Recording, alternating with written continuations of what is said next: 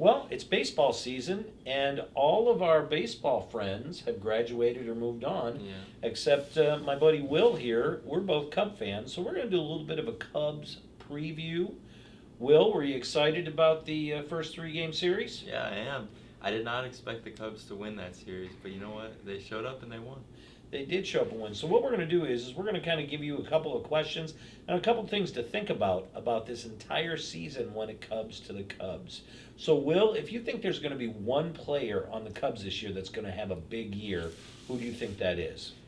That's a bit of a toss-up for me. I think I have two answers. My first one is Seiya Suzuki, the Mike Trout of Japan, or Nick Madrigal from the White Sox. I think both of those guys are going to do really good for the Cubs this year.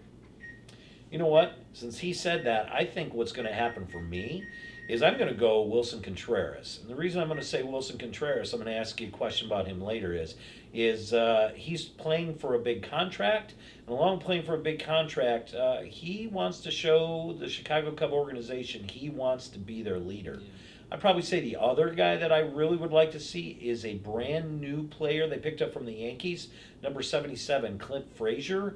Redhead, big beard, can hit the ball a mile, and he's going to prove the Yankees wrong on that one. So, about Wilson Contreras, are they going to sign him to a big contract, or are they going to trade him? You know what? I think they're going to sign him, but not to anything crazy. Something, enough money, but not like a blockbuster contract, because they have Yan Gomes too to catch, but they're obviously going to want to keep Contreras. He's going to be good this year. It really scares me because I don't know if they're going to sign him because they do have Yan Gomes on a 2-year contract. Since they have him on a 2-year deal, that means if they get rid of him and they bring somebody else back, Gomes can be there not only this year but also next year. So, what do you think, Will? Do you think this team has the opportunity to get into the playoffs? You know what? I think by a slim margin they might. I think the Brewers will probably win the division. The Cardinals and the Cubs will be fighting for that second spot. But I think the Cubs have a shot at the wild card.